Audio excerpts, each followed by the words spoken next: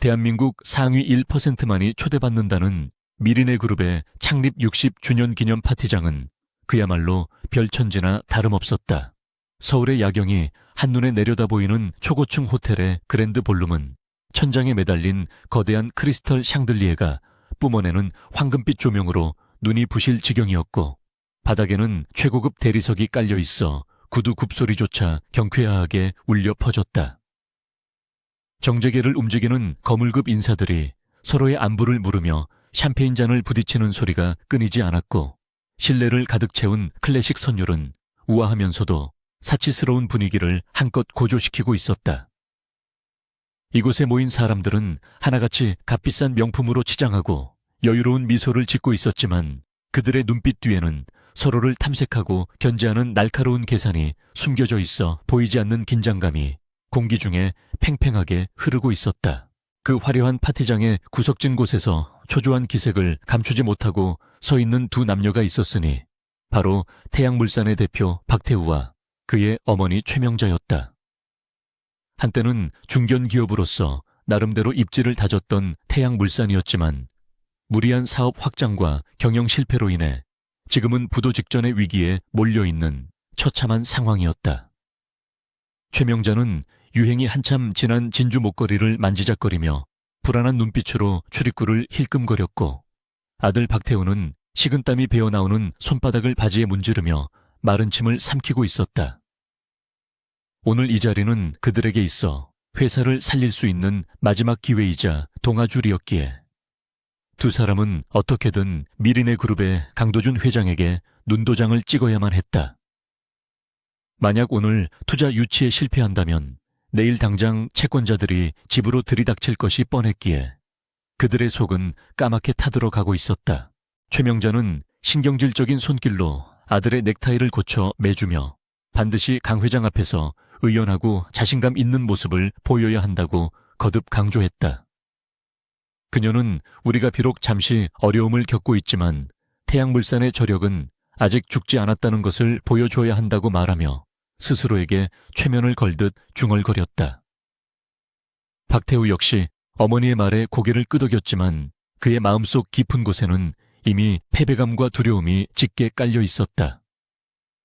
주변을 지나가는 다른 기업의 임원들이 자신들을 보고 수근거리는 것만 같아 그는 고개를 제대로 들 수 없었고, 쥐구멍이라도 있으면 숨고 싶은 심정이었다. 불과 1년 전만 해도 떵떵거리며 살았던 그들이었기에 지금의 비굴한 처지는 견디기 힘든 굴욕으로 다가왔다. 하지만 자존심을 세우기에는 당장의 생존이 너무나도 시급했기에 그들은 비굴한 미소를 연습하며 하염없이 주인공의 등장을 기다렸다. 잠시 후 웅성거리던 파티장의 소음이 일순간 거짓말처럼 잦아들더니 굳게 닫혀있던 육중한 마호간이 문이 양쪽으로 활짝 열리며 실내의 무거운 정적이 감돌았다. 수많은 기자가 기다렸다는 듯이 플래시를 터뜨리며 입구 쪽으로 몰려들었고, 경호원들이 길을 터주자 드디어 오늘의 주인공인 강도준 회장이 모습을 드러냈다. 그는 마치 어둠 속에서 빛을 발하는 흑표범처럼 날카롭고 우아한 자태로 걸어 들어왔는데, 완벽하게 재단된 검은색 슈트는 그의 탄탄한 체격을 더욱 돋보이게 했다. 강도준의 차가운 눈빛이 장내를 한번 훑고 지나가자 그 자리에 있던 수많은 기업 총수들조차 저절로 고개를 숙이며 경의를 표할 정도로 그의 위압감은 대단한 것이었다. 그는 단순히 재벌 그룹의 후계자가 아니라 자신의 능력으로 미리네 그룹을 글로벌 기업의 반열에 올려놓은 입지전적인 인물이었기에 그를 향한 사람들의 시선에는 경외심과 두려움이 공존하고 있었다. 그런데 사람들의 시선은 곧 강도준 회장의 옆에 우아하게 팔짱을 끼고 서 있는 한 여인에게로 쏠리기 시작했다. 그동안 사생활이 철저하게 베일에 쌓여 있어 독신주의자라는 소문까지 돌았던 강도준 회장이 공식 석상에 파트너를 대동한 것은 이번이 처음이었기 때문이다. 핏빛처럼 붉은 벨벳 드레스를 입은 그녀는 마치 밤하늘의 여왕처럼 고혹적이고 신비로운 아우라를 뿜어내고 있었다. 배곡같이 하얀 피부와 대조되는 붉은 입술, 그리고 가느다란 목선은 보는 이들의 탄성을 자아내기에 충분했고, 그녀가 걸음을 옮길 때마다 드레스 자락이 물결치며 우아한 곡선을 그려냈다. 그녀의 흑발은 윤기가 흘러 조명을 받을 때마다 반짝였고, 귓가에서 흔들리는 다이아몬드 귀걸이는 그녀의 기품을 더욱 돋보이게 했다. 장내의 모든 사람이 숨을 죽이고 그녀의 아름다움에 매료되어 넋을 잃고 바라보았다. 인파를 헤치고 앞으로 나선 박태우와 최명자는 강도준 회장에게 인사를 건네려다 말고 마치 벼락을 맞은 사람들처럼 그 자리에서 얼어붙고 말았다. 강도준의 옆에서 환하게 미소 짓고 있는 여인의 얼굴이 그들에게는 너무나도 익숙하면서도 도저히 믿을 수 없는 모습이었기 때문이다. 최명자는 자신의 눈을 의심하며 떨리는 손으로 입을 틀어막았고, 박태우는 안경 너머로 커진 눈동자를 굴리며 헛구역질이 나올 것 같은 충격에 휩싸였다. 불과 1년 전 비참한 몰골로 집에서 쫓겨났던 전 며느리이자 전처인 한서윤이 대한민국 최고의 재벌 총수 옆에 서 있었던 것이다. 빗속을 뚫고 맨발로 쫓겨나던 그날의 초라한 모습은 온데간데 없었고, 지금 그녀는 세상 모든 것을 가진 듯한 당당한 여왕의 자태를 하고 있었다. 이것은 분명히 악몽이거나 헛것을 보고 있는 것이라고 그들은 속으로 비명을 질렀다.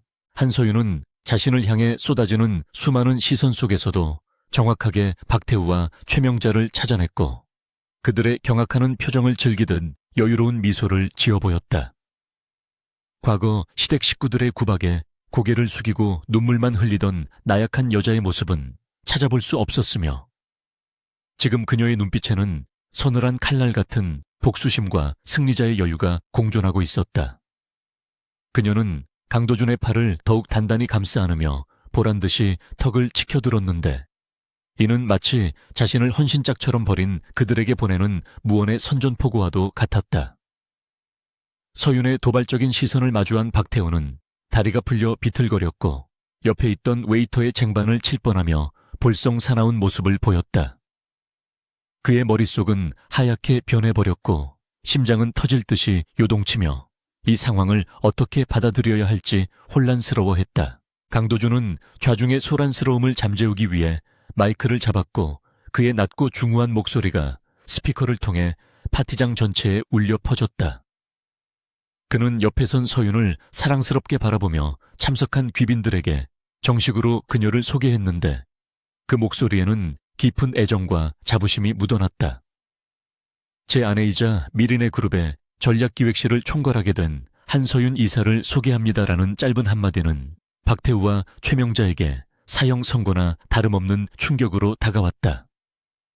단순히 닮은 사람이길 바랐던 그들의 헛된 희망은 산산이 조각났고, 주변 사람들은 미리네 그룹의 새로운 안주인에게 아낌없는 박수갈채를 보냈다.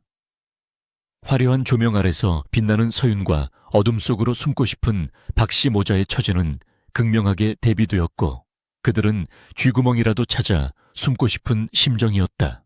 1년 전 그날 밤을 기억하는가? 최명자는 서윤에게 도둑 누명을 씌우고 아들의 불륜여인 구미호와 작당하여 그녀를 짐승처럼 내쫓았었다. 비가 억수같이 쏟아지던 밤 서윤은 억울함을 호소하며 무릎을 꿇고 빌었지만 돌아온 것은 차가운 멸시와 문전박대뿐이었다. 박태우는 그런 아내를 외면하고 내연녀의 품에 안겨 있었고, 최명자는 소금을 뿌리며 재수없는 년이라고 악담을 퍼부었었다. 그때 서윤이 흘렸던 피눈물이 지금의 도끼가 되어 돌아올 줄은 꿈에도 상상하지 못했을 것이다. 당시에는 힘없고 배경 없는 고아 출신의 며느리였기에 마음대로 짓밟아도 된다고 생각했겠지만, 이제 그녀는 대한민국 재계서열 1위인 미리네 그룹 회장의 아내가 되어 그들 머리 꼭대기에 서 있었다. 인과응보라는 말이 이토록 뼈저리게 다가오는 순간은 없을 것이다. 한서윤은 강도준의 소개가 끝나자 우아하게 고개를 숙여 인사하며 마이크를 이어받았다. 그녀의 목소리는 맑고 청아했지만 그 안에 담긴 힘은 결코 가볍지 않았다. 그녀는 미리네 그룹의 미래 비전에 대해 유창하게 연설을 시작했고, 전문적인 경영 지식과 통찰력이 돋보이는 그녀의 발언에 참석자들은 감탄을 금치 못했다. 과거 태양물산에서 며느리라는 이유로 부엌대기 취급을 받으며 숨겨야만 했던 그녀의 천재적인 재능이 비로소 빛을 발하는 순간이었다. 박태우는 멍하니 그녀를 바라보며 자신이 얼마나 큰 보석을 버리고 돌멩이를 취했는지 뼈저리게 깨닫고 있었다.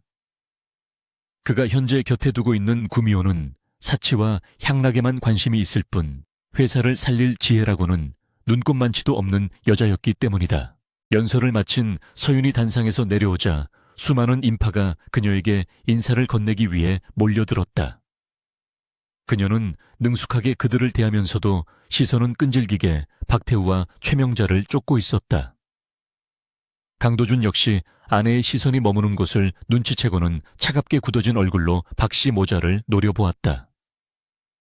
그는 이미 서윤을 통해 그들이 과거에 저지른 만행을 모두 알고 있었고 아내를 대신해 철저하게 짓밟아주겠다고 맹세한 터였다.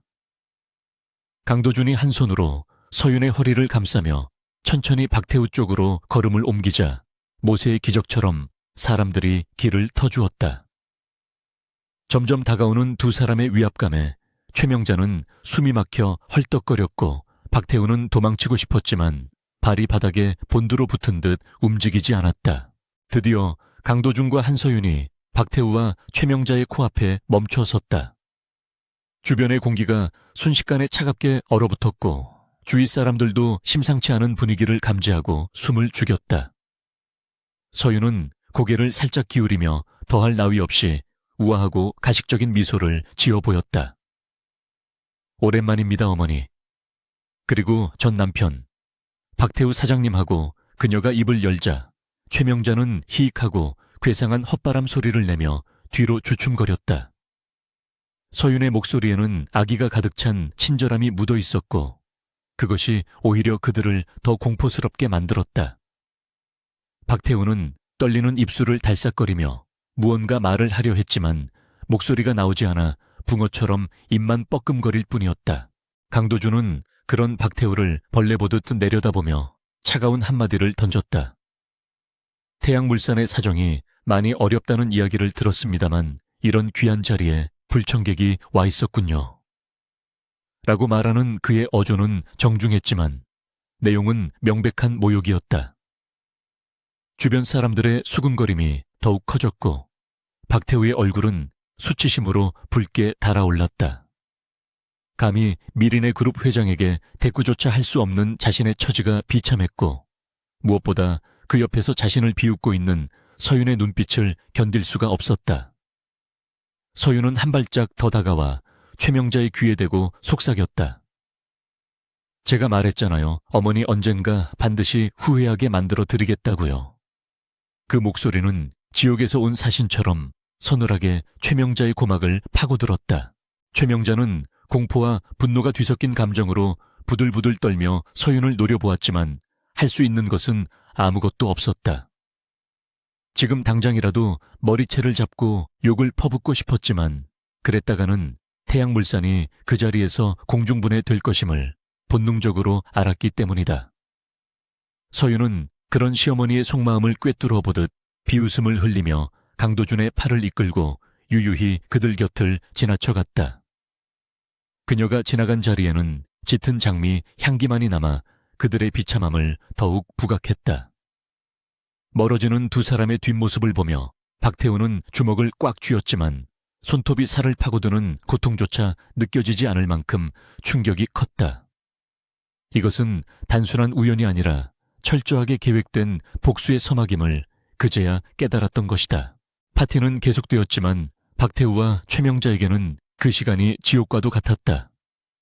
맛있는 음식도 최고급 와인도 그들에게는 모래를 씹는 듯했고 아름다운 음악 소리는 소음으로밖에 들리지 않았다. 그들은 도망치듯 파티장을 빠져나가고 싶었지만 강도준 회장에게 눈도장을 찍기는커녕 미운털이 박혀버린 상황에서 그냥 돌아갈 수는 없었다. 어떻게든 오해를 풀고 읍소라도 해야 한다는 절박함이 그들의 발목을 잡고 있었다.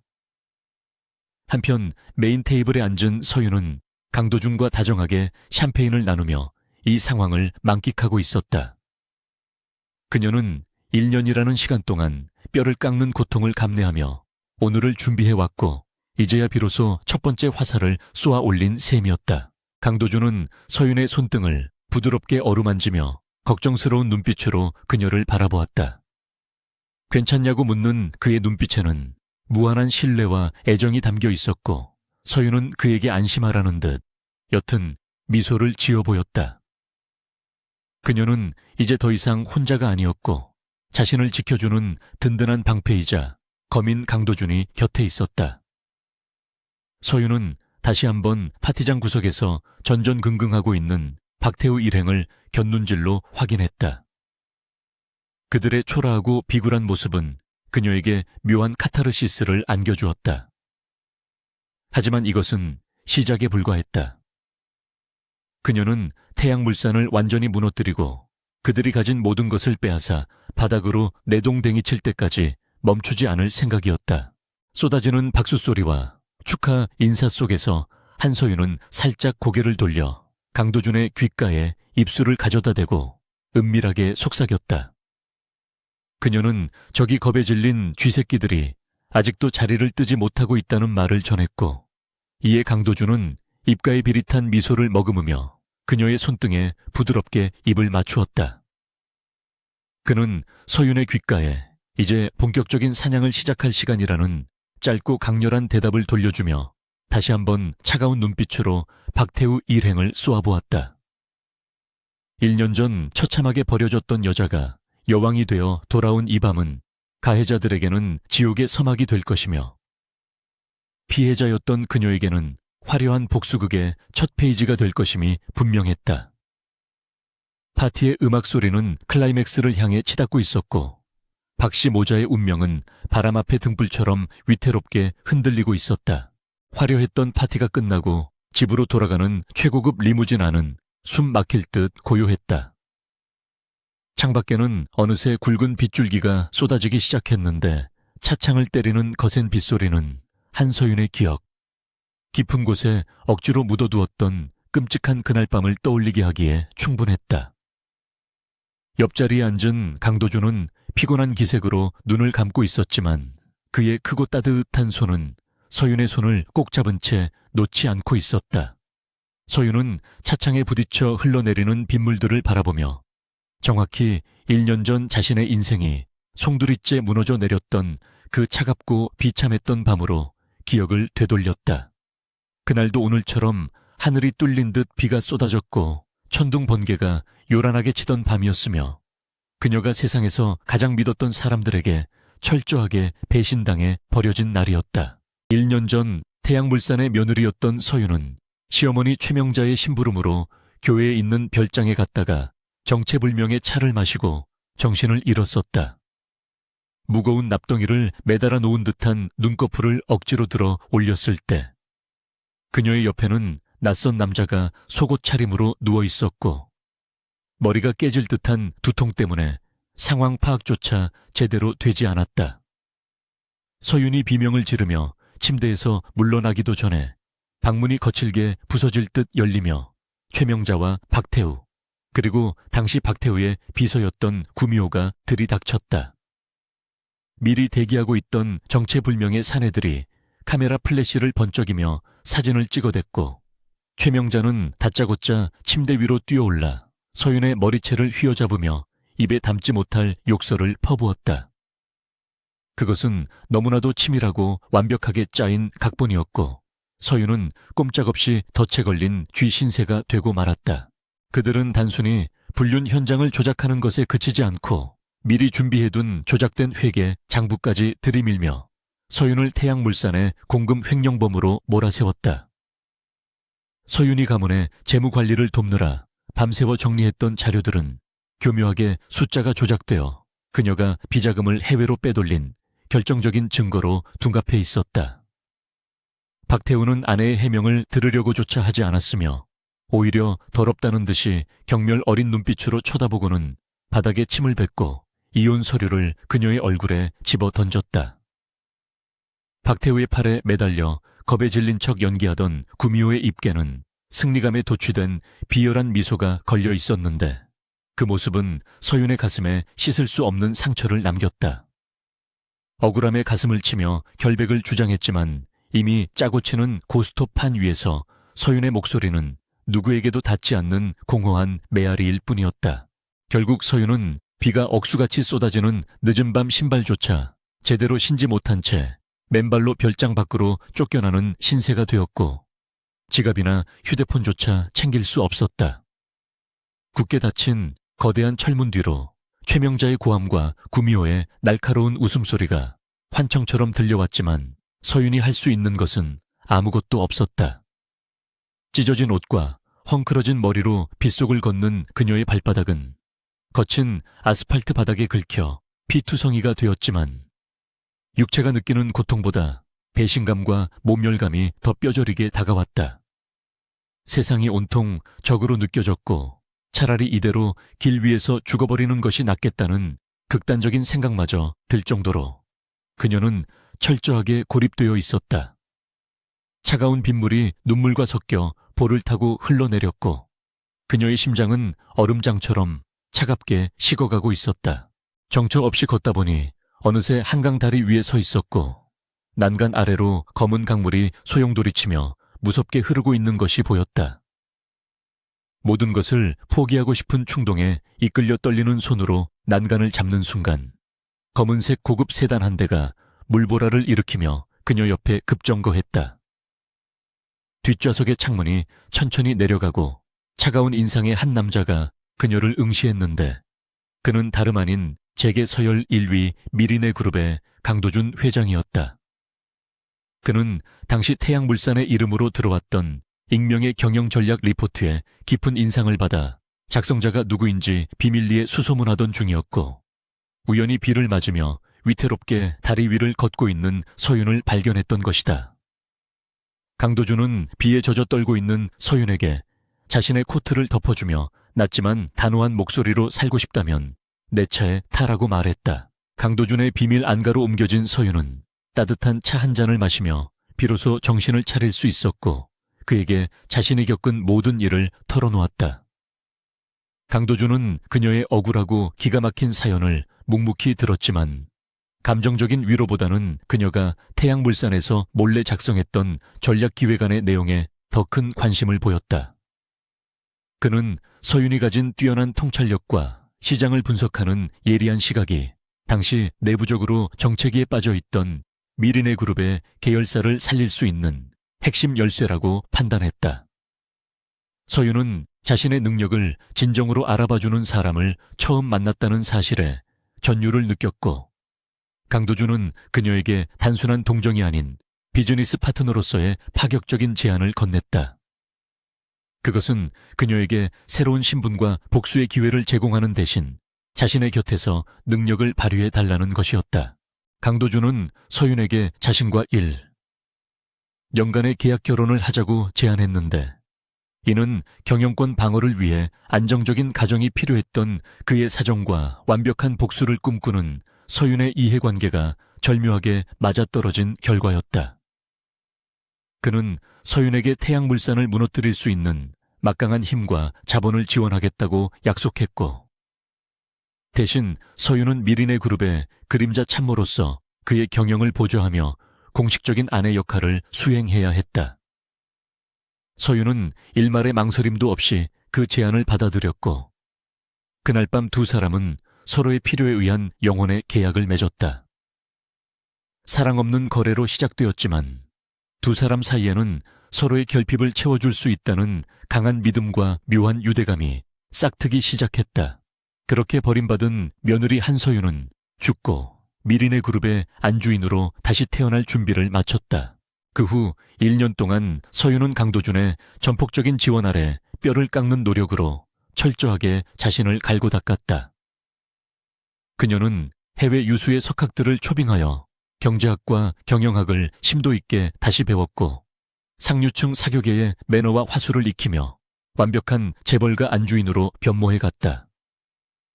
밤에는 강도준과 서재에 마주 앉아 미리네 그룹의 주요 현안을 논의하며 수많은 기업 인수 합병건을 성공적으로 이끌었고 그녀의 조언 덕분에 미리네 그룹은 사상 최대의 실적을 기록할 수 있었다. 강도준은 시간이 지날수록 서윤의 명석함과 강인한 정신력에 빠져들었고 서윤 역시 자신을 있는 그대로 존중해주고 지켜주는 그에게 점차 마음을 열게 되었다. 두 사람의 관계는 계약을 넘어 서로 없어서는 안 될 진정한 동반자로 발전하고 있었다. 다시 현재로 돌아와 리무진 안에서 회상에서 깨어난 서윤은 창밖을 응시하던 눈길을 거두고 옆에 앉은 강도준을 바라보았다. 그는 어느새 눈을 뜨고 걱정스러운 표정으로 그녀를 살피고 있었고 따뜻한 손길로 그녀의 차가운 볼을 감싸주었다. 1년 전 빗속에서 비참하게 떨던 한서윤은 이제 존재하지 않으며 지금 그의 곁에 있는 것은 미리네 그룹의 당당한 안주인이자 복수의 칼날을 품은 새로운 한서윤이었다. 그녀는 강도준의 손을 잡으며 이제 본격적으로 시작될 태양물산 해체 작업에 대해 다시 한번 마음을 다잡았다. 그녀의 눈빛은 흔들림 없이 차갑게 빛났고 강도준은 그런 그녀를 보며 든든한 미소를 지으며 고개를 끄덕였다. 그들은 말하지 않아도 서로의 생각을 완벽하게 공유하고 있었다. 차가 거대한 저택의 정문을 통과하며 부드럽게 멈춰 섰고 미리 대기하고 있던 고용인들이 달려나와 문을 열어주었다. 서윤은 차에서 내리며 비서실장에게 전화를 걸어 내일 아침 태양물산 쪽에 은밀하게 흘릴 정보를 다시 한번 꼼꼼하게 점검하라고 지시했다. 그것은 바로 뉴시티 프로젝트라는 이름의 대규모 가상개발 사업 정보였는데 극심한 자금난의 허덕이는 박태우와 최명자가 절대로 거부할 수 없는 달콤한 독이 든 성배였다. 서윤의 입계는 서늘한 미소가 번졌고 그녀는 비그친 밤하늘을 올려다보며 이제 그들이 제발로 지옥불에 뛰어들 차례라고 나직이 중얼거렸다. 강도준이 그녀의 어깨에 외투를 걸쳐주며 함께 집 안으로 들어섰고 거대한 현관문이 닫히며 그들의 은밀하고 위대한 복수극은 이제 막 봉회도에 오르고 있었다. 서울의 정영이 한눈에 내려다 보이는 미리네 그룹 본사 최상층 전략기획실의 공기는 서늘할 정도로 차분했다. 한서윤은 창가에 서서 발 아래 펼쳐진 도시를 내려다보고 있었는데 그녀의 손에는 뉴시티 개발 사업 계획서라는 제목이 적힌 두툼한 서류철이 들려 있었다. 이것은 겉보기에는 정부가 주도하는 수도권 인근의 대규모 신도시 개발 프로젝트처럼 보였지만 실상은 태양물산을 단 한 번에 지옥으로 떨어뜨리기 위해 그녀가 지난일 연간 공들여 설계한 정교한 덫이었다. 서류 안에는 가짜 국토부 인장과 조작된 지질조사 보고서, 그리고 화려한 조감도들이 완벽하게 갖춰져 있어 아무리 노련한 사냥꾼이라도 속아 넘어갈 수밖에 없는 미끼였다. 서윤은 서류철을 책상 위에 툭 던져놓으며 입가에 비릿한 미소를 머금었는데 그것은 사냥감이 덫에 걸려들기를 기다리는 맹수의 여유와도 같았다. 한편 부도 위기에 몰린 태양물산의 사장실 분위기는 초상집이나 다름없을 정도로 침통했다. 박태우는 산더미처럼 쌓인 독촉장과 결제 서류들 사이에서 머리를 감싸 쥐고 있었고 그의 눈은 며칠째 잠을 못 자 퀭하게 들어가 있었다. 은행권 대출은 이미 막힌 지 오래였고 제2금융권마저 태양물산의 신용 등급 하락을 이유로 자금 회수를 압박해오고 있었기에 그는 벼랑 끝에 서 있는 심정이었다. 엎친 데 덮친 격으로 회사 로비에는 밀린 대금을 받으러 온 하청업체 사장들이 질를 치고 있어 출퇴근조차 마음 편히 할 수 없는 상황이었다. 박태우는 책상 위에 놓인 명패를 집어 던지고 싶은 충동을 억누르며 마른 세수를 반복했고 그의 입에서는 쉴 새 없이 한숨과 욕설이 터져 나왔다. 그때 사장실 문이 벌컥 열리며 화려한 호피 무늬 원피스를 입은 구미호가 들이닥쳤는데 그녀의 손에는 백화점 쇼핑백이 들려 있었다. 회사가 망해가는 판국의 쇼핑을 하고 온 그녀의 철없는 행동에 박태우는 기가 막혀 말문이 막혔지만 구미호는 아랑곳하지 않고 소파에 몸을 던지며 투정을 부리기 시작했다.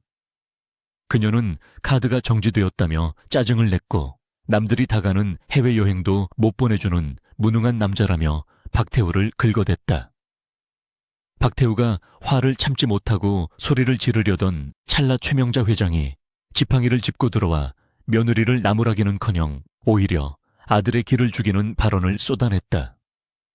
그녀는 네가 못나서 서윤이 같은 복덩이를 발로 차더니 들어온 여자가 고작 이뤄내냐며 혀를 찼지만 정작 본인도 사태 해결에는 아무런 도움이 되지 않는 존재였다. 서로를 탓하며 고성을 지르던 세 사람 앞에 비서실장이 조심스럽게 들어와 중요한 손님이 찾아왔음을 알렸다. 그는 자신을 투자 자문회사 대표라고 소개한 이성민이라는 남자였는데 태양물산의 위기를 타개할 획기적인 제안을 가지고 왔다고 했다. 지푸라기라도 잡고 싶은 심정이었던 박태우는 즉시 그를 안으로 들이라고 지시했고 잠시 후 말끔한 슈트 차림에 지적인 인상을 풍기는 중년 남성이 사장실로 들어왔다. 그는 정중하게 명함을 건네며 자신이 관리하는 비공개 투자 클럽에서 진행 중인 극비 프로젝트가 있는데 태양물산이 파트너로 적격일 것 같아 찾아왔다고 운을 뗐다. 이성민은 사실 서윤이 고용한 전문 연기자였지만 그의 태도와 말투는 너무나도 능숙하고 전문적이어서 의심 많은 최명자조차 그를 신뢰할 수밖에 없게 만들었다. 이성민이 꺼내놓은 것은 바로 서윤이 준비한 뉴시티 개발 사업에 관한 브리핑 자료였다. 그는 정부가 그린벨트를 해제하고 대규모 첨단 산업단지와 주거 복합단지를 조성할 계획이며 이 정보는 극소수의 상위 1%에게만 공개된 고급 정보라고 속삭였다. 자료 속의 예상 수익률은 상상을 초월하는 수준이었고 만약 이 사업에 참여할 수만 있다면 태양물산의 부채를 모두 갚고도 남을 만큼의 막대한 현금을 확보할 수 있었다. 박태우의 눈이 탐욕으로 번들거리기 시작했고 최명자는 침을 꿀꺽 삼키며 서류에서 눈을 떼지 못했다. 구미호 역시 돈 냄새를 맡고는 쪼르르 달려와 박태우의 팔에 매달리며 이거면 우리 다시 떵떵거리고 살 수 있는 거냐며 호들갑을 떨었다. 하지만 이성민은 짐짓 난처한 표정을 지으며 한 가지 까다로운 조건을 제시했는데 그것이 바로 이 덫의 핵심이었다. 그는 사업의 보안 유지와 확실한 추진력을 위해 초기 투자금을 전액 현금으로 즉시 납입해야 하며 그 기한이 내일 정오까지라고 못 박았다. 필요한 금액은 태양물산의 전 재산을 털어넣어도 모자랄 만큼 거액이었기에 박태우는 망설일 수밖에 없었다. 이성민은 망설이는 그들에게 다른 대기업들도 줄을 서서 기다리고 있다며 지금 결정하지 않으면 기회는 영영 사라질 것이라고 압박했다. 그는 자리에서 일어나는 신용을 하며 태양물산의 그릇이 이 정도일 줄은 몰랐다며 자존심을 건드리는 말로 그들을 자극했다. 박태우는 식은땀을 흘리며 계산기를 두드리기 시작했고 머릿속은 천국과 지옥을 오가는 듯한 혼란에 빠졌다. 회사의 마지막 남은 자산인 사옥과 공장 부지를 담보로 잡히고 가지고 있는 주식을 모두 처분하더라도 요구하는 금액에는 턱없이 부족했기 때문이다. 그때 옆에서 잠자코 듣고 있던 구미호가 사채라도 써서 막으면 되지 않냐고 쏘아붙였고 최명자 역시 이번 한 번만 성공하면 모든 것을 되돌릴 수 있다며 아들을 부추겼다. 그들은 이미 1년 전 서윤을 내쫓을 때 보여주었던 그 탐욕스럽고 어리석은 본성을 다시 한번 드러내고 있었다. 서윤이 미리네 그룹의 안주인이 되어 승승장구하는 모습을 보며 느꼈던 열등감과 질투심이 그들의 이성을 마비시키고 무모한 도박을 하도록 등 떠밀고 있었던 것이다. 결국 박태우는 떨리는 손으로 전화기를 들어 평소 거래하던 명동의 큰손 김 회장에게 전화를 걸었다. 김 회장은 악랄하기로 소문난 사채업자였지만 지금 박태우에게는 그가 유일한 구세주처럼 느껴졌다. 김 회장은 마치 기다렸다는 듯이 전화를 받았고 담보 가치를 훨씬 웃도는 고금리를 요구하면서도 흔쾌히 자금을 융통해 주겠다고 약속했다. 사실 김 회장 역시 서윤의 사주를 받은 인물이었고 나중에 태양물산이 무너질 때 가장 먼저 달려들어 살점을 뜯어먹을 하이에나 역할을 맡고 있었다. 박태우는 이 사실을 까맣게 모른 채 감사의 인사를 연발하며 노예 계약이나 다름없는 차용증에 서명할 준비를 했다. 다음 날 아침 태양물산의 회의실에서는 긴장감이 감도는 가운데 비밀리에 자금 조성 회의가 열렸다. 박태우는 임원들의 만류에도 불구하고 회사 명의로 된 모든 부동산과 유가증권을 처분하여 현금화했고 김 회장에게 빌린 사채까지 합쳐서 어마어마한 규모의 비자금을 마련했다. 재무이사가 이건 너무 위험한 도박이라며 눈물로 호소했지만 눈이 뒤집힌 박태우는 그를 그 자리에서 해고해버리며 자신의 결단을 과시했다. 최명자는 아들의 결단력을 칭찬하며 이제 곧 우리가 미리네 그룹을 넘어서는 날이 올 것이라고 망상을 늘어놓았고 구미호는 벌써 어떤 명품 가방을 살지 고민하며 희죽거리고 있었다. 그들은 자신들이 파놓은 무덤 앞에서 춤을 추고 있는 꼴이었다. 약속된 정오가 되자 이성민이 다시 태양물산을 방문했고 박태우는 떨리는 손으로 그가 내민 투자계약서에 도장을 찍었다. 그리고 곧바로 지정된 유령회사의 계좌로 천문학적인 액수의 돈이 이체되었는데 그 순간 박태우는 세상을 다 가진 듯 단 희열을 느꼈다. 그는 이제 곧 뉴시티 개발이 공식 발표되면 땅값이 천정부지로 솟구칠 것이고 자신은 대한민국의 새로운 부동산 재벌로 등극할 것이라는 달콤한 환상에 젖어들었다. 이성민은 입가에 묘한 미소를 띠며 악수를 건넸고 박태우의 손을 잡으며 탁월한 선택을 하셨다는 의미심장한 말을 남겼다. 그것이 작별 인사이자 태양물산의 종말을 알리는 신호탄이라는 것을 그들은 꿈에도 알지 못했다. 같은 시각 한소윤은 자신의 사무실 모니터를 통해 거액의 자금이 입금되는 것을 실시간으로 지켜보고 있었다. 그녀는 차갑게 식은 커피를 한 모금 마시며 천천히 입꼬리를 올렸는데 그 모습은 섬뜩할 정도로 아름다웠다. 입금 확인 알림이 뜨자마자 그녀는 책상 아래에 있는 버튼을 눌러 강도준의 집무실로 연결된 직통 전화를 걸었다. 수화기 너머로 강도준의 중저음 목소리가 들려오자 서윤은 나지막하게 쥐가 덫을 물었다고 보고했다. 그녀의 목소리에는 1년간 묵혀왔던 체증이 내려가는 듯한 시원함과 동시에 이제부터 시작될 잔혹한 파멸극에 대한 기대감이 섞여 있었다. 강도준은 전화를 끊고 곧바로 비서실에 지시하여 태양물산 인수를 위한 태스크포스 팀을 가동했다. 그는 서윤이 차려놓은 밥상에 숟가락만 얹는 것이 아니라 그녀가 완벽한 승리자가 될 수 있도록 뒤에서 든든한 지원군 역할을 자처했다. 그는 법무팀을 소집하여 태양물산이 투자한 뉴시티 사업의 법적 하자를 공격할 준비를 시켰고 홍보팀을 통해 태양물산의 자금난에 대한 찌라시를 언론에 살포할 계획을 세웠다. 서윤이 내부에서 그들의 목을 조른다면 도주는 외부에서 그들의 숨통을 끊어놓을 생각이었다. 부부 사기단이라고 해도 과언이 아닐 정도로 두 사람의 호흡은 환상적이었고 그 시너지는 무시무시한 파괴력을 발휘하고 있었다. 그날 저녁 박태우는 집으로 돌아와 최명자 구미호와 함께 샴페인을 터뜨리며 자축 파티를 벌였다. 그들은 아직 사업이 시작되지도 않았는데 벌써 성공한 것처럼 들떠서 미래에 대한 장밋빛 계획을 늘어놓느라 정신이 없었다. 최명자는 강도준 회장 부부를 초대해서 보란듯이 떵떵거려 주자고 큰소리쳤고 박태우는 한서윤이 땅을 치고 후회하게 만들겠다며 호기롭게 외쳤다. 구미호는 술에 취해 비틀거리며 자신이 태양물산의 새로운 안주인으로서 파티를 주최하겠다고 설레발을 쳤다.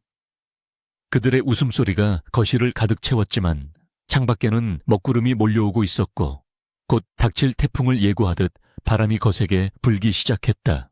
며칠 후 태양물산의 국세청 조사관들이 들이닥치면서 그들의 행복한 꿈은 산산조각이 나기 시작했다. 서윤이 익명으로 제보한 탈세 자료와 비자금 조성 혐의가 포착되었기 때문인데 조사관들은 예고도 없이 회계 장부와 컴퓨터 하드디스크를 압수해갔다. 박태우는 갑작스러운 사태에 당황하여 이성민에게 전화를 걸었지만 그의 휴대폰은 없는 번호라는 안내 멘트만 흘러나올 뿐이었다. 불안감이 엄습한 박태우는 급히 투자 계약서를 다시 꺼내보았지만 거기에는 유령 회사의 이름과 가짜 주소만이 적혀 있을 뿐이었다. 그제야 무언가 잘못되었다는 것을 직감한 박태우의 등줄기에 식은땀이 흘러내렸다. 동시에 언론에서는 태양물산이 유령 사업에 투자하여 회사의 존립이 위태롭다는 기사가 대서특필되기 시작했다. 주간은 하한가를 기록하며 곤두박질 쳤고 소식을 들은 주주들과 채권단이 회사로 몰려와 아수라장이 되었다. 박태우는 사태를 수습하기 위해 동분서주했지만 이미 엎질러진 물이었고 그가 믿었던 구세주 이성민은 연기처럼 사라져버린 뒤였다. 그는 분노와 공포에 질려 사무실 집기를 때려 부수며 고함을 질렀지만 돌아오는 것은 직원들의 차가운 시선과 비웃음뿐이었다. 최명자는 충격으로 뒷목을 잡고 쓰러져 병원으로 실려갔고 구미호는 짐을 싸서 도망갈 궁리를 하느라 바빴다. 서윤은 뉴스를 통해 태양물산이 무너져가는 꼴을 지켜보며 천천히 와인잔을 돌렸다. 화면 속에서 울부짖는 박태우의 모습은 그녀에게 그 어떤 드라마보다 더 큰 재미를 선사했다. 그녀는 1년 전 자신이 겪었던 고통을 그들에게 고스란히 돌려주고 있었고, 아니, 그보다 더 처참하게 짓밟아주고 있었다. 이것은 단순한 복수가 아니라 정의 구현이라고 그녀는 믿었다. 탐욕에 눈이 멀어 사람을 짐승 취급했던 그들이 짐승보다 못한 꼴이 되어가는 과정은 필연적인 인과응보였다. 서윤은 자리에서 일어나 창가로 다가가 유리창에 비친 자신의 모습을 바라보며 나직하게 중얼거렸다. 이제 겨우 시작일 뿐이야. 더 처절하게 울부짖게 해줄게. 그때 강도준이 들어와 서윤의 뒤에서 그녀를 안아주었다. 그는 그녀의 어깨에 턱을 괴고 함께 뉴스를 바라보며 고생했다는 짧은 위로를 건넸다. 서윤은 그의 따뜻한 온기에 기대어 긴장을 풀었고 잠시나마 복수의 도끼에서 벗어나 평온함을 느꼈다. 도준은 그녀의 손을 잡고 내일 있을 태양물산 채권단 집회에 우리가 참석할 것이라고 알렸다. 그곳에서 서윤은 태양물산의 새로운 주인이자 그들의 생사여탈권을 쥔 심판자로서 화려하게 등장할 예정이었다. 서윤은 고개를 끄덕이며 내일이 오기를 손꼽아 기다렸다. 그날 밤은 유난히 달이 밝았고 서윤의 복수극은 절정을 향해 치닫고 있었다. 태양물산의 대회의실은 마치 폭풍전야의 바다처럼 무겁고 살벌한 공기가 감돌고 있었는데 이는 회사의 운명을 결정짓는 채권단 회의가 열리기 직전이었기 때문이었다. 회사의 자금줄이 모두 막히고 부도 처리가 임박했다는 소식이 전해지자 빚을 받으러 온 채권자들과 투자금을 잃을 위기에 처한 주주들이 때로 몰려와 아수라장을 방불케 했다. 박태우는 헝클어진 머리와 핏기 없는 얼굴로 상석에 앉아 있었지만 그의 눈동자는 쉴 새 없이 흔들리며 초점을 잡지 못하고 있었다. 옆에 앉은 최명자는 호화로운 모피 코트를 입고 있었지만 덜덜 떨리는 손으로 물컵 하나 제대로 들지 못하는 처지였고 구미호는 구석진 자리에 앉아 손톱을 물어뜯으며 불안한 시선으로 출입구 쪽을 힐끔거리고 있었다. 그들은 자신들의 목줄을 쥐고 흔들 새로운 대주주가 누구인지 전혀 알지 못했기에 공포감은 더욱 극대화되고 있었다. 회의실 안을 가득 메운 욕설과 고함이 절정에 달했을 때 굳게 닫혀있던 문이 육중한 소리를 내며 열렸고 장내는 찬물을 끼얹은 듯 일순간 조용해졌다.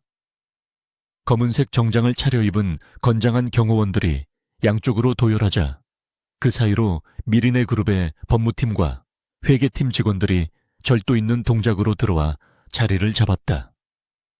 그리고 그들의 뒤를 이어 또각거리는 하이힐 소리와 함께 한 여자가 등장했는데 그녀의 등장은 마치 어둠을 가르고 나타난 심판자처럼 강렬했다. 네이비색 슈트를 완벽하게 소화하고 한 손에는 가죽 서류 가방을 든 그녀는 바로 한서윤이었다. 그녀의 얼굴에는 1년 전의 그늘이라고는 찾아볼 수 없었으며 오직 냉철한 이성과 확고한 자신감만이 빛나고 있었다. 한서윤이 회의실 중앙에 서서 싸늘한 시선으로 좌중을 둘러보자 박태우와 최명자는 숨이 턱 막히는 충격에 입을 다물지 못했다. 그들은 설마 했던 일이 현실로 다가오자 현실 감각이 마비되는 듯한 어지러움을 느꼈고 눈앞에 서 있는 여자가 정말 자신들이 내쫓았던 그 며느리가 맞는지 의심했다. 서윤은 천천히 걸음을 옮겨 박태우가 앉아있는 상석 맞은편 의자에 우아하게 다리를 꼬고 앉았고 그 모습을 지켜보는 사람들은 그녀의 압도적인 아우라에 눌려 숨소리조차 내지 못했다. 그녀는 테이블 위에 두툼한 서류 뭉치를 던지듯 내려놓으며 차가운 목소리로 입을 열었다. 미리네 그룹을 대표하여 태양물산의 채무정리와 인수 절차를 진행하러 온 한서윤 이사입니다라는 그녀의 자기소개는 박태우의 심장에 비수를 꽂는 것과 다름없었다. 최명자는 부들부들 떨리는 손가락으로 서윤을 가리키며 기가 막히다는 듯 쉰 목소리를 내뱉었다. 네가 감히 여기가 어디라고 들어와서 행패냐며 소리를 질렀지만 그 목소리에는 위험 대신 두려움과 당혹감이 가득 차 있었다. 그녀는 아직도 자신이 시어머니라는 착각 속에 빠져 서윤을 하대하려 했지만 상황은 이미 역전된 지 오래였다. 서윤은 눈 하나 깜짝하지 않고 최명자를 똑바로 응시하며 지금 이 순간부터 태양물산의 모든 권한은 채권단 대표인 제게 있습니다라고 단호하게 못 박았다.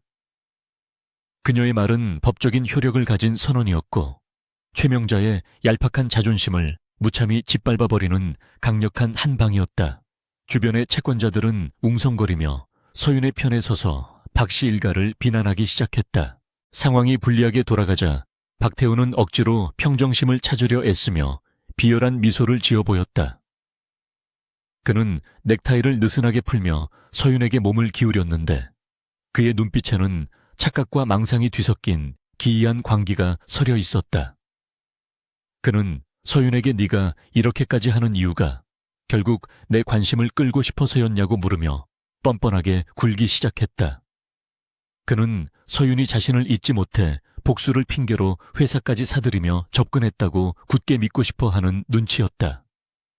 돈으로 내 마음을 다시 살 수 있다고 생각했다면 오산이라며 허세를 부리는 그의 모습은 지켜보는 이들로 하여금 헛웃음을 짓게 만들 정도로 우스꽝스럽고 처량했다. 구미호 역시 박태우의 말에 동조하듯 날카로운 목소리로 끼어들었다. 그녀는 서윤을 향해 남의 남자가 그렇게 탐나서 이런 짓까지 꾸몄냐며 적반하장으로 나왔다. 그녀는 자신이 현재 박태우의 여자라는 사실을 과시하려 했지만 서윤의 눈에 비친 그녀는 그저 철없고 탐욕스러운 불청객에 불과했다. 서윤은 구미호의 말에 대꾸할 가치조차 느끼지 못한다는 듯 피식 웃음을 터뜨렸는데 그 웃음소리는 그들의 자존심을 긁어놓기에 충분했다.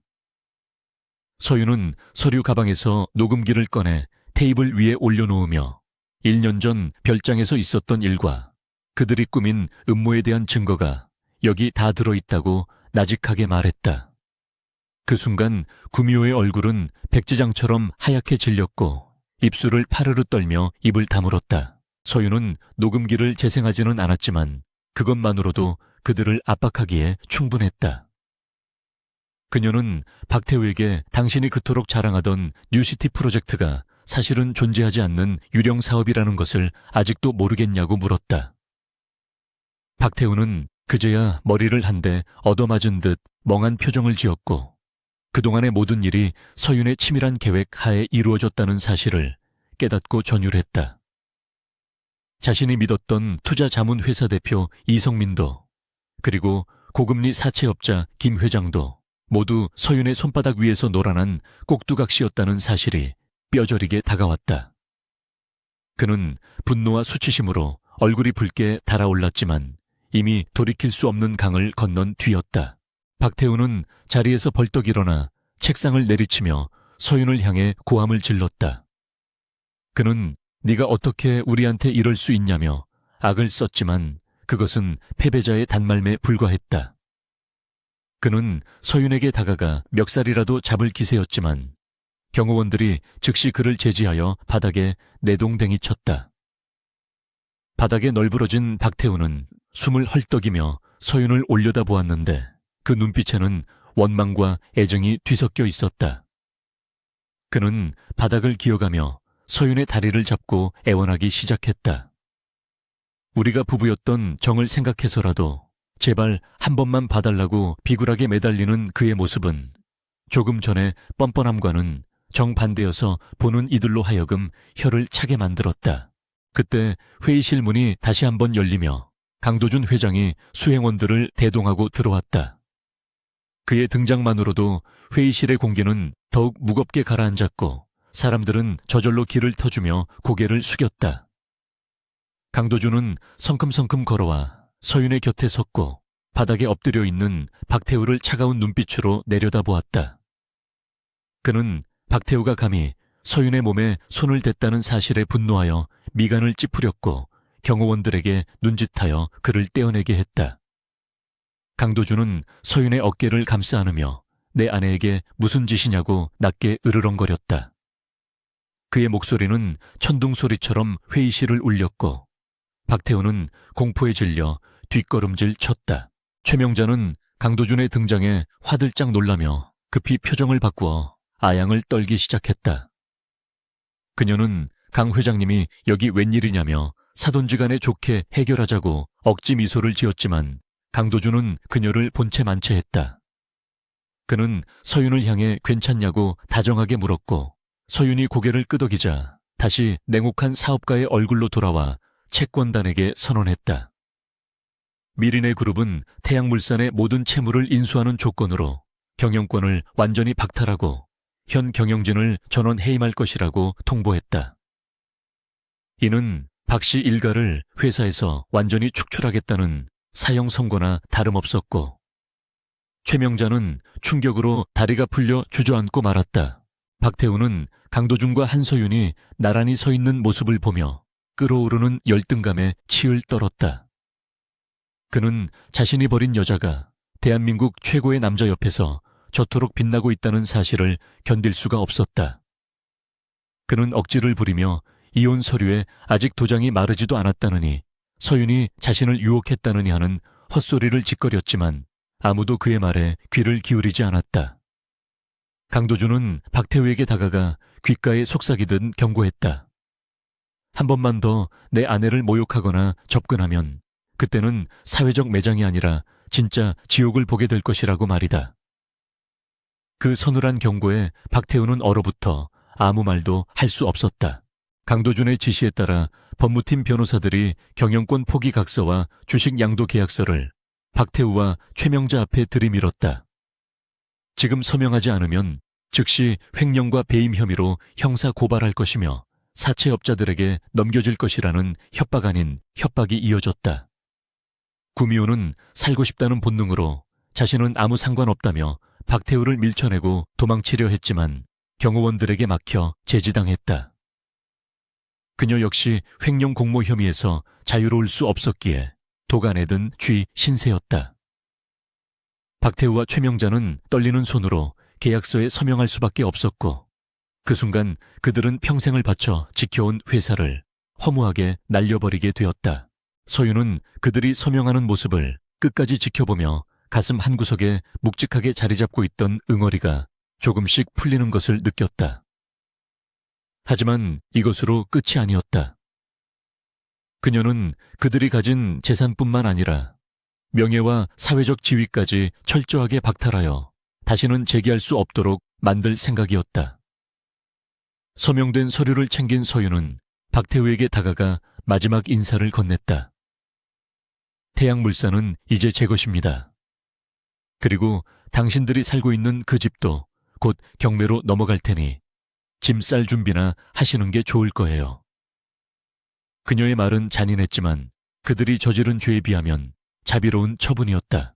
박태우는 서류를 뺏으려 발버둥 쳤지만 경호원들에게 제압당해 짐승 같은 울음소리만 토해낼 뿐이었다. 최명자는 땅을 치며 통곡했고 구미호는 서로를 탓하며 악을 썼다. 회의실은 그들의 비명과 절규로 아비규환이 되었지만 강도준과 서윤은 뒤도 돌아보지 않고 회의실을 빠져나갔다. 복도를 걷는 두 사람의 발걸음은 그 어느 때보다 가볍고 당당했다. 서윤은 옆에서 묵묵히 보조를 맞춰주는 강도준을 올려다보며 깊은 고마움을 느꼈다. 그가 없었다면 오늘의 승리는 불가능했을 것이라고 생각하며 그녀는 그의 팔을 더욱 단단히 잡았다. 엘리베이터에 오른 두 사람은 문이 닫히자 서로를 마주보며 희미한 미소를 나누었다. 강도준은 서윤의 흐트러진 머리카락을 정리해주며 오늘 정말 멋졌다고 칭찬해 주었다. 서윤은 쑥스러운 듯 웃으며 아직 갈 길이 멀다고 답했지만 그녀의 눈빛은 이미 승리감으로 가득 차 있었다. 그녀는 1년 전 비참하게 쫓겨났던 그 회사에서 이제는 오너로서 당당하게 걸어 나왔고 자신을 짓밟았던 사람들을 발 아래 무릎 꿇렸다. 엘리베이터가 내려가는 동안 그녀는 유리창 너머로 보이는 서울의 풍경을 바라보며 다짐했다. 이제 남은 것은 그들의 추악한 민낯을 세상에 낱낱이 공개하여 법의 심판을 받게 하는 것뿐이라고. 회사 로비로 나오자 수많은 취재진이 그들을 기다리고 있었다. 태양물산의 몰락과 미리네 그룹의 인수 소식은 이미 속보로 전해져 화제가 되고 있었다. 쏟아지는 플래시 세례 속에서 강도준은 서윤의 손을 잡고 당당하게 걸어갔다. 기자들이 질문을 쏟아냈지만 그들은 미소로 일관하며 준비된 차량에 올랐다. 차창 밖으로 보이는 박태우와 최명자가 회사 정문에서 쫓겨나 울부짖는 모습이 스쳐 지나갔다. 그것은 권선징각이라는 옛말이 틀리지 않았음을 증명하는 장면이자 한서윤의 복수극이 정점을 향해 달려가고 있음을 알리는 신호탄이었다. 차 안에서 서윤은 깊은 숨을 내쉬며 의자에 몸을 기댔다. 긴장이 풀리자 피로가 몰려왔지만 마음만은 깃털처럼 가벼웠다. 강도준은 그런 그녀를 안쓰럽게 바라보며 오늘은 맛있는 저녁을 먹고 푹 쉬자고 제안했다. 서윤은 고개를 끄덕이며 그의 제안을 받아들였다. 하지만 그녀의 머릿속은 벌써 다음 계획으로 분주하게 돌아가고 있었다. 박 씨 일가가 저지른 범죄의 증거들을 언론에 터뜨릴 타이밍을 계산하고 있었던 것이다. 그들이 바닥을 치고 지하로 떨어질 때까지 그녀의 복수는 멈추지 않을 것이었다. 태양물산 사옥을 뒤로하고 멀어지는 차 안에서 서윤은 백미러를 통해 점점 작아지는 건물을 바라보았다.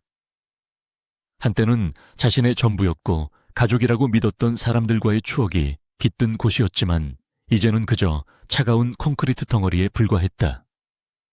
그녀는 과거의 자신과 작별을 구하며 새로운 미래를 향해 나아갔다. 이제 그녀에게는 미리네 그룹이라는 거대한 날개와 강도준이라는 든든한 동반자가 있었다. 그녀의 인생 제2막은 이제 막 시작되었을 뿐이었다. 태양물산에서 쫓겨나다시피 나온 박태우 일행이 몸을 피한 곳은 서울 변두리의 허름한 모텔 방이었다. 호화로운 저택과 최고급 호텔, 스위트룸만을 전전하던 그들에게 곰팡이 냄새가 진동하고 눅눅한 벽지가 발린 좁은 방은 그 자체로 지옥이나 다름없었다. 최명자는 싸구려 침대에 걸터앉아 바닥을 치며 통곡했고 박태우는 편의점에서 사온 소주병을 병째 들이키며 붉게 충혈된 눈으로 허공을 노려보고 있었다. 구미호는 구석에 쭈그리고 앉아 스마트폰으로 자신들의 기사가 실시간 검색어에 오르내리는 것을 확인하며 신경질적으로 손톱을 물어뜯었다.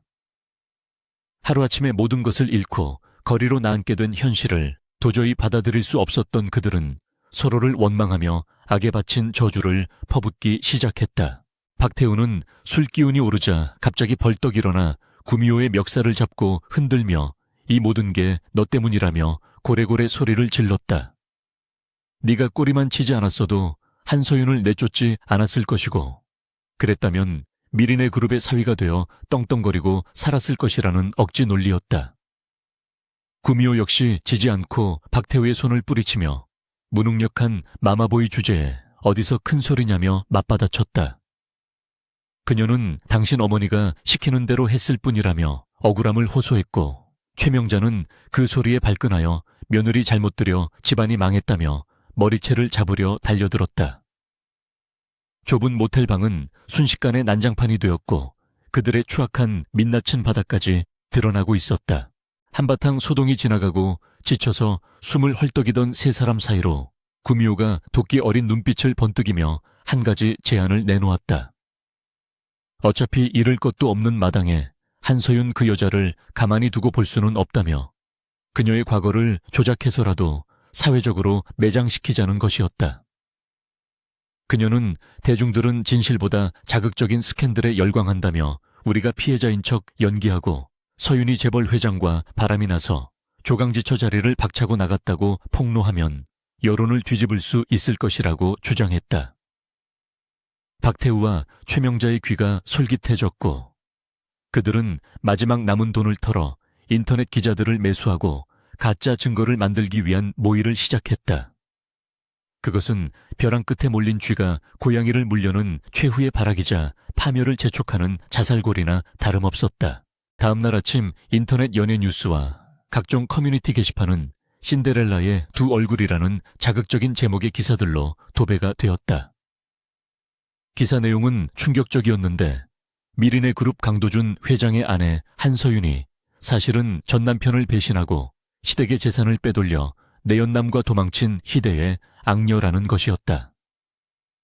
익명의 제보자로 위장한 구미호는 서윤이 결혼 생활 내내 사치를 일삼았고 시어머니를 학대했다는 거짓 인터뷰까지 곁들여 대중의 공분을 샀다. 댓글창은 순식간에 서윤을 비난하는 악플로 넘쳐났고 미리네 그룹의 주가까지 출렁일 정도로 파급력은 대단했다. 사람들은 재벌가의 숨겨진 추문에 열광하며 진실 여부를 확인하기도 전에 서윤에게 마녀 사냥을 시작했다. 강도준은 집무실에서 모니터를 통해 쏟아지는 악성 기사들을 보며 주먹을 꽉 쥐었고 분노로 인해 온몸을 부르르 떨었다. 그는 당장이라도 법무팀을 총동원하여 해당 언론사들을 고소하고 박태우 일당을 명예훼손으로 잡아넣으려 했다. 하지만 서윤은 차분하게 차를 마시며 격분한 남편을 제지했고 오히려 지금이 기회라며 의미심장한 미소를 지어 보였다. 그녀는 적들이 가진 패를 모두 다 쓸 때까지 기다려야 한다며 그들이 거짓말을 크게 부풀릴수록 나중에 터뜨릴 진실의 폭탄이 더 큰 파괴력을 가질 것이라고 설명했다. 서윤의 눈빛은 흔들림 없이 고요했지만 그 깊은 곳에는 모든 상황을 통제하고 있다는 절대적인 자신감이 서려 있었다. 박태우와 최명자는 여론이 자신들에게 유리하게 돌아간다고 착각하고 기자회견을 자청했다. 그들은 낡은 옷을 입고 초췌한 분장을 한 채 카메라 앞에 섰고 최명자는 준비해온 안약을 넣어 가짜 눈물을 흘리며 대국민 사기극을 시작했다. 그녀는 며느리에게 쫓겨나 길거리를 전전하고 있다며 동정심을 유발했고 박태우는 고개를 숙인 채 한숨을 내쉬며 억울함을 호소했다. 기자들은 셔터를 눌러대며 자극적인 질문을 쏟아냈고 방송은 생중계로 전국에 송출되었다. 그들은 자신들이 저지른 모든 죄를 서윤에게 뒤집어 씌우며 그녀를 천하의 몹쓸 여자로 만드는데 열을 올렸다. 기자회견이 절정에 달했을 무렵 대형 스크린에 갑자기 지지직거리는 노이즈가 발생하더니 화면이 바뀌었다. 박태우가 당황하여 뒤를 돌아보는 순간 스크린에는 1년 전 별장에서 있었던 그날 밤의 진실이 담긴 영상이 재생되기 시작했다. 그것은 서윤이 미리네 그룹의 정보망을 통해 입수한 결정적인 증거였는데 최명자가 사람들을 시켜 서윤을 침대에 눕히고 옷을 벗기는 장면과 박태우가 낄낄거리며 사진을 찍는 모습이 고스란히 담겨 있었다. 기자회견장은 순식간에 충격과 경악의 도가니로 변했고 기자들의 웅성거림은 거대한 파도처럼 커져만 갔다. 영상은 거기서 멈추지 않고 박태우와 구미호가 결혼 전부터 내연 관계였음을 증명하는 문자 메시지와 호텔 출입 기록들로 이어졌다. 심지어 최명자가 며느리를 내쫓기 위해 무당을 불러 저주를 퍼붓고 회계 장부를 조작하라고 지시하는 육성 녹음 파일까지 공개되자 장내는 아수라장이 되었다. 방금 전까지 피해자 코스프레를 하던 그들의 추악한 실체가 만천에 드러나는 순간이었다. 최명자는 비명을 지르며 스크린을 가리려 했지만 이미 늦었고 박태우는 사색이 되어 도망칠 구멍을 찾느라 두리번거렸다. 상황이 역전되자 기자들의 태도는 돌변하여 하이에나처럼 박태우 일가를 공격하기 시작했다. 그들은 마이크를 들이대며 영상 속의 내용이 사실이냐고 추궁했고, 조작된 눈물이 아닌 진짜 식은땀을 흘리는 그들의 모습을 집요하게 카메라에 담았다. 실시간으로 방송을 지켜보던 네티즌들은 배신감에 치를 떨며 태양물산 불매운동과 박씨 일가 처벌을 요구하는 청원을 올리기 시작했다. 여론은 순식간에 불같이 타올라 그들을 심판대 위에 올려놓았고, 거짓으로 쌓아 올린 모래성은 파도 한 번에 허무하게 무너져 내렸다. 바로 그때 기자회견장 문이 열리며 제복을 입은 경찰들이 들이닥쳤다. 그들은 한소윤 이사의 고소로 박태우 최명자 구미호를 긴급 체포하러 왔다고 밝히며 미란다 원칙을 고지했다. 혐의는 무고죄 명예훼손 횡령 탈세, 그리고 특수폭행교사 등 입에 담기도 힘들 만큼 다양했다. 박태우는 경찰을 보자마자 다리에 힘이 풀려 주저앉았고, 최명자는 억울하다며 고래고래 소리를 지르며 경찰관의 팔을 물어뜯으려다 제압당했다. 구미호는 군중 틈에 섞여 몰래 빠져나가려 했지만 이미 모든 출구가 봉쇄된 상태였다. 수갑이 채워진 채 끌려나가는 세 사람의 모습은 비참하기 짝이 없었다. 수많은 카메라 플래시가 그들의 일그러진 얼굴을 향해 터졌고, 시민들은 계란과 밀가루를 던지며 분노를 표출했다. 박태우는 고개를 들지 못하고 흐느꼈지만 그를 동정하는 사람은 아무도 없었다. 한때 재벌가 며느리를 내쫓고 승리감에 취해 있었던 그들은 이제 전 국민의 조롱거리가 되어 차가운 유치장 신세를 지게 된 것이다. 그들이 쏘아올린 거짓 화살은 부메랑이 되어 그들의 심장을 정확하게 꿰뚫었다. 한소윤은 사무실에서 이 모든 광경을 지켜보며 비로소 길었던 싸움의 끝이 보인다는 안도감을 느꼈다. 그녀의 옆에는 강도준이 서서 그녀의 어깨를 감싸 안아주고 있었고, 두 사람은 말없이 화면 속의 혼란스러운 현장을 응시했다. 서윤은 자신이 겪었던 고통이 헛되지 않았음을, 그리고 정의는 반드시 승리한다는 사실을 다시 한번 확인했다. 그녀의 눈가에는 맺혔던 눈물이 닦여나갔고, 그 자리에는 새로운 희망의 빛이 차오르고 있었다. 강도준은 서윤을 향해 고생 많았다는 따뜻한 위로의 말을 건넸다. 그는 이제 더 이상 과거의 악몽이 그녀를 괴롭히지 못할 것이라고 약속하며 그녀를 품에 꼭 안아주었다. 서윤은 그의 넓은 가슴에 얼굴을 묻고 참았던 숨을 토해냈다. 복수는 달콤했지만 그 과정은 쓰리고 아팠기에 그녀에게는 치유의 시간이 필요했다. 도주는 그녀가 완전히 회복될 때까지 언제나 곁에서 지켜줄 준비가 되어 있었다. 경찰 조사가 시작되자 박태우와 최명자는 형량을 줄이기 위해 서로에게 죄를 떠넘기며 추태를 부렸다. 박태우는 모든 것이 어머니의 짓이었다고 진술했고, 최명자는 아들이 시켜서 어쩔 수 없이 했다며 오리발을 내밀었다. 구미호 역시 자신은 그저 이용당했을 뿐이라며 피해자 행세를 했지만 증거는 너무나도 명백했다. 그들의 얄팍한 가족에는 위기 앞에서 산산이 조각났고, 그 모습은 수사관들조차 혀를 내두르게 만들 정도였다. 한소윤은 변호사를 통해 그들과의 어떠한 합의도 없을 것임을 분명히 했다. 그녀는 그들이 법정 최고형을 받고 평생 감옥에서 죗값을 치르기를 원했다. 그것만이 자신과 돌아가신 부모님, 그리고 그들에게 피해를 입은 수많은 사람에 대한 예의라고 생각했기 때문이다. 세상은 인과응보의 법칙대로 돌아가고 있었고, 악인들은 스스로 파놓은 무덤 속에 갇히게 되었다. 이제 태양물산은 완전히 역사 속으로 사라지고 미리네 그룹의 계열사로 새롭게 태어날 준비를 마쳤다. 서윤은 인수위원장으로서 회사의 정상화를 위해 바쁜 나날을 보냈고, 직원들은 유능하고 합리적인 그녀를 진심으로 따랐다. 그녀는 과거의 상처를 딛고 일어서 진정한 리더로 성장하고 있었으며, 그녀의 앞길에는 꽃길만이 펼쳐져 있는 듯했다. 하지만 아직 해결해야 할 마지막 과제가 남아 있었다. 그것은 바로 자신을 믿고 지지해준 강도준과의 관계를 재정립하는 일이었다. 계약 결혼으로 시작된 두 사람의 관계는 이미 서로에게 없어서는 안 될 소중한 존재로 발전해 있었지만 아직 서로의 마음을 확인하는 정식적인 절차가 필요했다.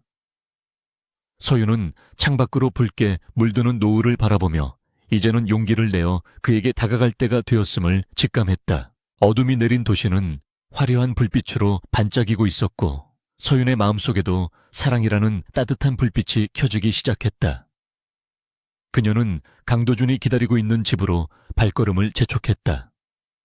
복수는 끝났고 이제는 행복해질 일만 남았다는 생각에 그녀의 발걸음은 춤을 추듯 가벼웠다. 문을 열고 들어서자 익숙한 온기가 그녀를 맞이했고 그녀는 비로소 집에 돌아왔다는 안도감을 느꼈다. 박태우 일가에 대한 구속영장이 발부되고 그들의 추악한 범죄 사실이 만천에 드러나자 태양물산은 그야말로 회복 불능의 상태에 빠져들었다. 주식시장이 열리자마자 태양물산의 주가는 하한가로 직행하며 휴지 조각이나 다름없는 신세가 되었고 성난 개미 투자자들은 본사 앞으로 몰려와 달걀과 오물을 투척하며 분노를 표출했다. 은행과 제2금융권 채권단은 회사 자산에 대한 가압류를 신청했고 국세청 조사관들은 남은 회계 자료를 모조리 압수해가며 회사의 숨통을 완전히 끊어놓았다. 한때 중견기업으로서 명성을 떨쳤던 태양물산의 로고는 바닥에 떨어져 짓밟혔고 그 위로 빚쟁이들의 독촉장만이 을씨년스럽게 휘날리고 있었다. 그것은 탐욕과 오만으로 쌓아 올린 모래성이 거대한 파도에 휩쓸려 흔적도 없이 사라지는 처참한 광경이었다. 한편 구치소 독방에 수감된 박태우와 최명자는 좁고 차가운 벽에 갇혀서야 비로소 자신들이 처한 현실을 자각하기 시작했다. 평생을 비단 이불 덮고 아랫사람들을 부리며 살았던 그들에게 딱딱한 마룻바닥과 냄새나는 관복은 견디기 힘든 고문과도 같았다. 최명자는 밤마다 악몽에 시달리며 서윤의 이름을 부르며 저주를 퍼붓다가도 교도관이 다가오면 살려달라고 애원하는 추태를 부렸다. 박태우는 현실을 도피하려는 듯 하루 종일 멍하니 벽만 쳐다보다가 변호사 접견 시간이 되면 왜 아직도 나를 꺼내주지 않느냐며 난동을 부려 교도관들을 곤혹스럽게 만들었다. 하지만 그들을 찾아오는 사람은 아무도 없었고 그들이 그토록 믿었던 돈과 인맥은 감옥의 높은 담장 안에서는 아무런 힘도 발휘하지 못했다. 경찰 조사가 심화되면서 박태우와 최명자 그리고 구미호 사이의 진흙탕 싸움은 점입가경으로 치달았다. 서로의 형량을 조금이라도 줄이기 위해 그들은 상대방의 여죄를 낱낱이 까발리며 물고 뜯는 짐승 같은 모습을 보였다. 구미호는 박태우가 시켜서 비자금을 관리했을 뿐이라며 비밀 장부가 숨겨진 금고의 위치를 경찰에 자백해버렸고 이로 인해 박태우의 숨겨진 차명 계좌들이 줄줄이 엮여나왔다. 이에 격분한 박태우는 구미호가 과거에 다른 남자들을 등쳐먹었던 사기 전력까지 폭로하며 그녀를 파렴치한 꽃뱀으로 몰아갔다. 사랑해서 결혼하겠다던 그들의 맹세는 수갑 앞에서 헌신짝처럼 버려졌고 그 자리를 대신한 것은 증오와 배신뿐이었다. 최명자 또한 아들을 보호하기는커녕 자신의 안위를 위해 아들에게 모든 책임을 전가하는 비정한 모성을 드러냈다. 그녀는 진술 녹화실에서 눈물을 흘리며 늙은 자신이 무엇을 알겠냐며 모든 불법적인 지시는 대표이사인 아들이 내린 것이라고 주장했다. 며느리를 내쫓고 회사를 말아먹은 장본인이 피해자 코스프레를 하는 모습에 담당 형사조차 혀를 내두를 정도였다. 이 소식을 전해 들은 박태우는 배신감에 치를 떨며 어머니가 무속인에게 수억 원을 갖다 바치며 구판을 벌이고 회사 공금으로 호화 사치품을 사들인 내역을 모조리 진술해버렸다. 콩가루 집안이라는 말조차 아까울 정도로 그들은 스스로 파멸의 구렁텅이로 빠져들고 있었다. 한서윤은 미리네 그룹의 대회의실에서 대형 모니터를 통해 태양물산의 인수 합병 조인식이 생중계되는 것을 지켜보고 있었다. 법원 경매를 통해 헐값에 나온 태양물산을 미리내 그룹이 최종 인수하게 되었고, 이제 태양물산이라는 이름은 역사 속으로 사라지고 미리네 솔라라는 새로운 이름으로 다시 태어나게 된 것이다. 서윤은 화면 속에서 태양물산의 간판이 내려가고 미리네 그룹의 로고가 새겨진 간판이 올라가는 순간 가슴 한구석에서 묵직한 돌덩이가 내려가는 듯한 해방감을 느꼈다.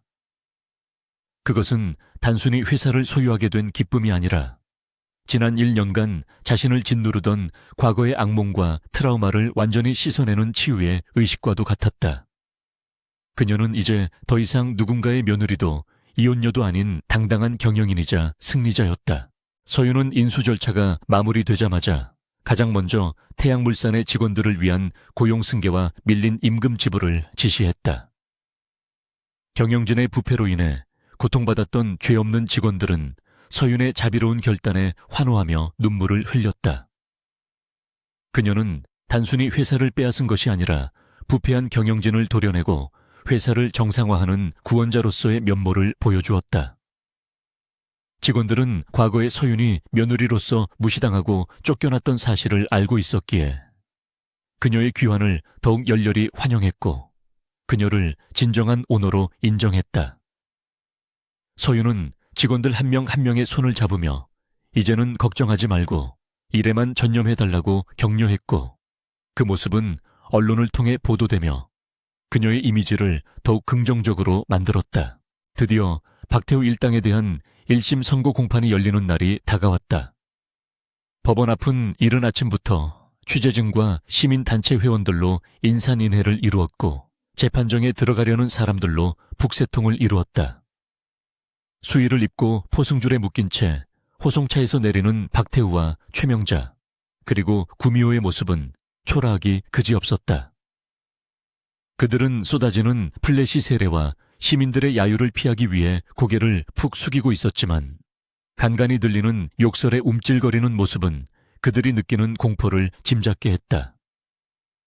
방청석 맨 앞줄에는 한서윤과 강도준이 나란히 앉아 그들을 기다리고 있었는데 서윤의 눈빛은 흔들림 없이 차갑고 냉정했다. 재판장이 입장하고 엄숙한 분위기 속에서 검찰의 구형과 변호인의 최후 변론이 이어졌다. 검찰은 피고인들이 저지른 죄질이 매우 불량하고 반성의 기미가 전혀 없으며 피해 규모가 막대하다는 점을 들어 법정 최고형을 구형했다. 박태우의 변호사는 심신미약과 경영상의 오판을 주장하며 선처를 호소했지만 판사의 표정은 싸늘하기만 했다. 최후 진술 기회를 얻은 박태우는 울먹이며 한 번만 기회를 달라고 애원했고 최명자는 늙은이가 죽으면 그만이라며 악을 쓰다가 법정 경위에게 제지당했다. 그들의 추한 발악은 오히려 재판부의 심증을 굳히는 결과를 초래할 뿐이었다. 판결문 낭독이 시작되자 법정 안에는 긴장감이 감돌았다. 재판장은 피고인 박태우에게 특정 경제범죄, 가중처벌 등에 관한 법률 위반 혐의를 적용하여 징역 15년을 선고했다. 또한 최명자에게는 횡령교사 및 특수폭행 혐의로 징역 10년을, 구미회계는 사기 및 사문서 위조 혐의로 징역 7년을 각각 선고했다.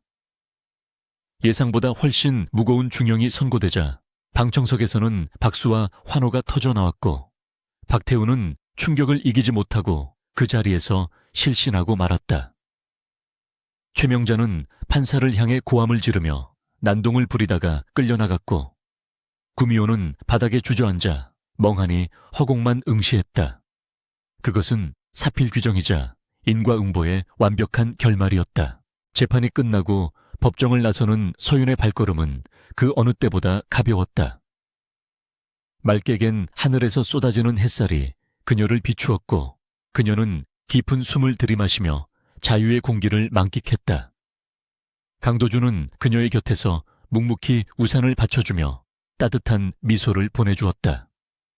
서윤은 그를 올려다보며 이제 정말 다 끝난 것 같다고 말하며 옅은 미소를 지었다.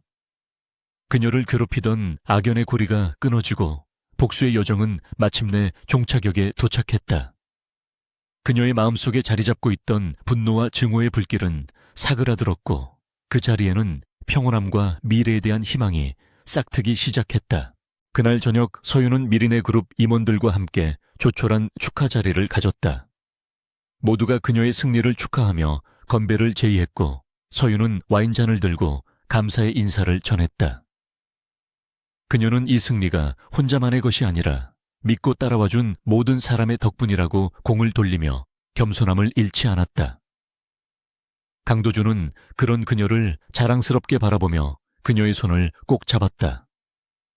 두 사람 사이에는 굳이 말로 하지 않아도 통하는 깊은 신뢰와 사랑이 흐르고 있었다.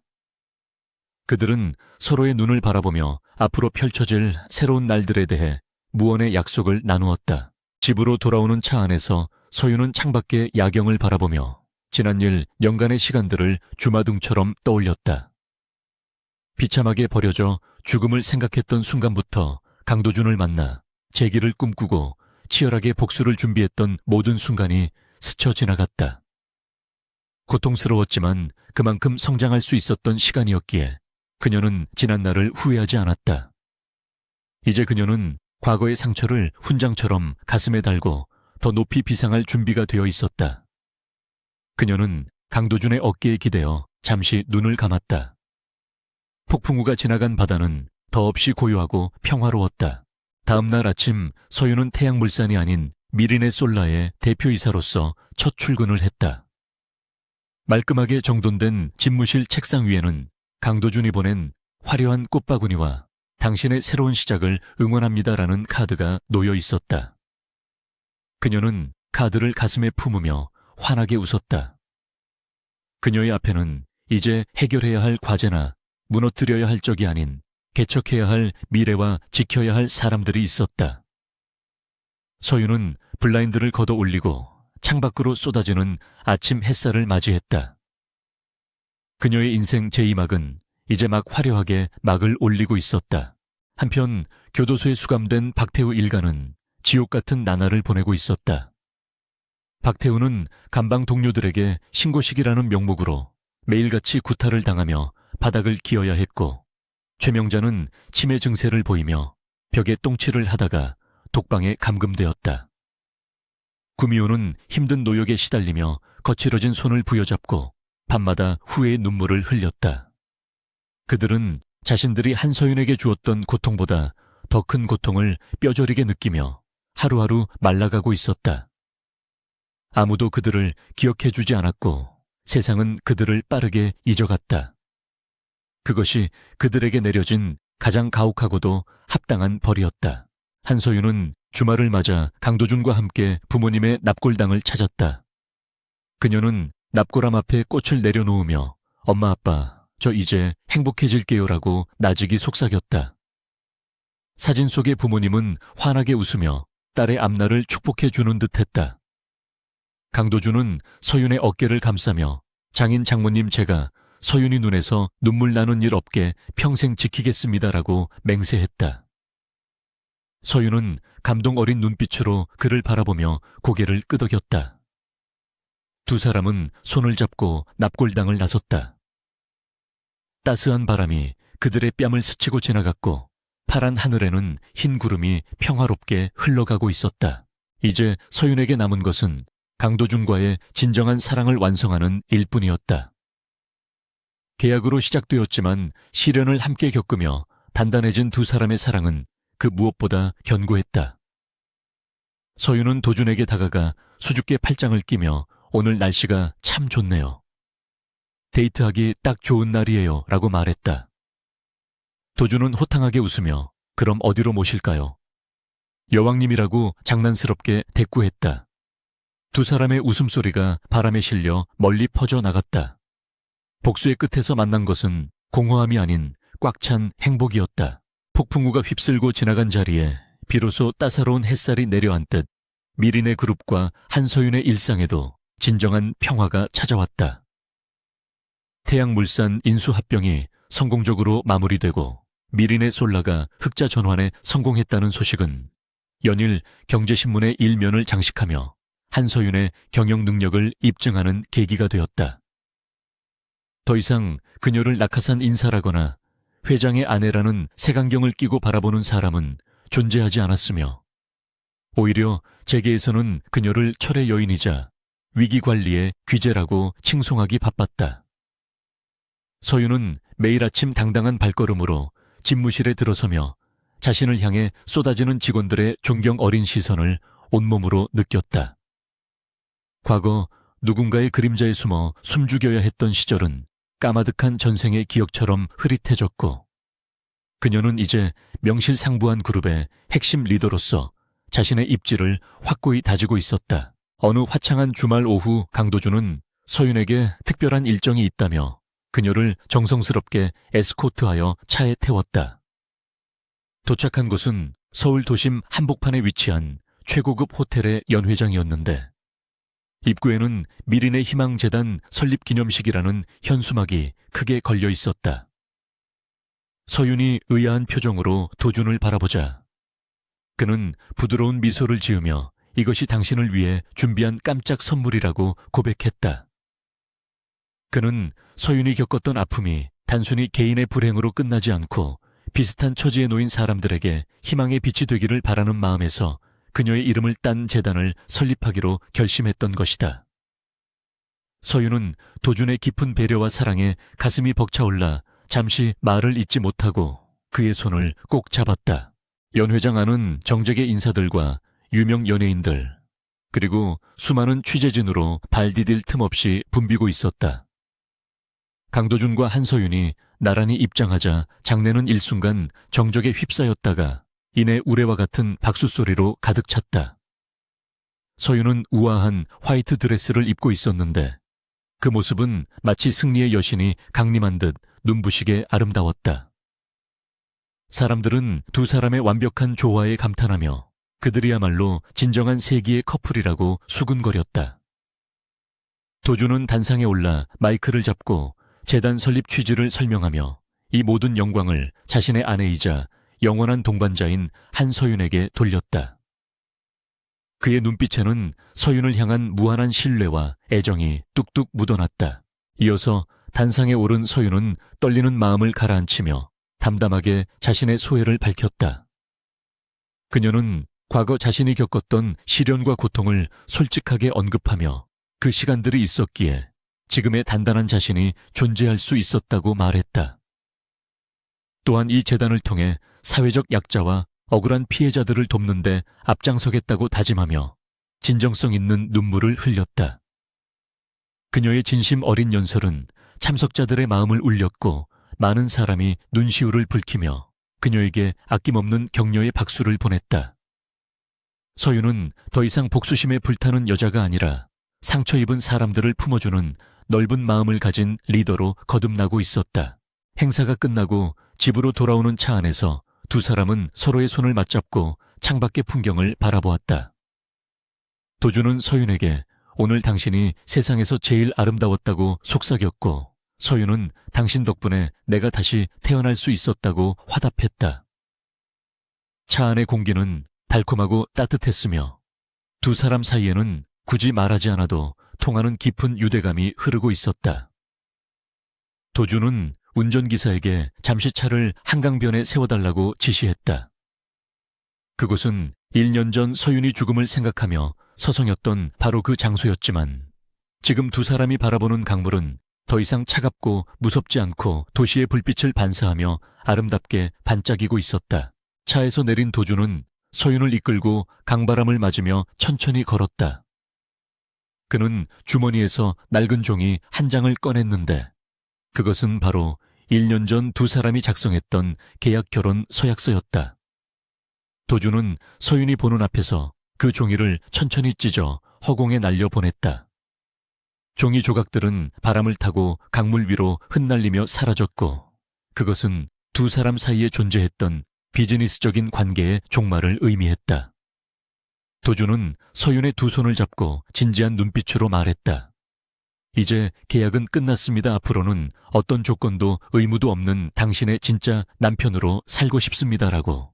서윤은 눈물 고인 눈으로 도준을 바라보며 고개를 끄덕였다. 처음 만났을 때는 서로의 필요에 의해 손을 잡았지만 함께 시련을 헤쳐나가며 싹튼 감정은 그 어떤 사랑보다 견고하고 깊어져 있었다. 그녀는 도준의 품에 안기며 나도 당신의 진짜 아내로 평생 곁에 있겠다고 맹세했다. 도준은 서윤을 부드럽게 감싸 안고 그녀의 이마에 따뜻하게 입을 맞추었다. 강변의 가로등 불빛이 두 사람을 비추며 마치 영화의 한 장면처럼 로맨틱한 분위기를 연출했다. 지나가던 사람들이 그들을 부러운 눈길로 쳐다보았지만 두 사람에게는 서로밖에 보이지 않았다. 며칠 후 도준과 서윤은 둘만의 조촐하지만 의미 있는 언약식을 다시 올리기로 했다.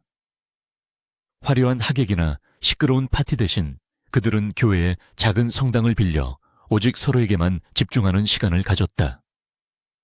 서윤은 심플하지만 고급스러운 웨딩드레스를 입었고 도준은 턱시도를 입고 그녀를 기다렸다. 신부 입장이 시작되고 서윤이 벗은 로드를 걸어올 때 도준의 눈가는 촉촉하게 젖어들었다. 그녀가 겪었던 그 모든 아픔을 씻어내고 자신의 곁으로 와준 것이 기적처럼 느껴졌기 때문이다. 서윤 역시 도준을 바라보며 벅찬 감정을 억누르지 못했다. 신부님 앞에서 두 사람은 검은 머리가 팥뿌리가 될 때까지 서로를 사랑하고 존중하겠다고 맹세했다. 반지를 교환하는 손길은 떨렸지만 그 어느 때보다 확신에 차 있었고 서로를 바라보는 눈빛은 별처럼 빛났다. 예식이 끝나고 두 사람은 아무도 없는 성당 마당에서 서로를 꼭 껴안고 오랫동안 놓지 않았다. 바람에 흔들리는 나뭇집 소리와 새들의 지저귀만이 두 사람의 앞날을 축복해주는 듯했다. 그것은 보여주기식 결혼이 아니라 영혼과 영혼이 만나는 진정한 결합이었다.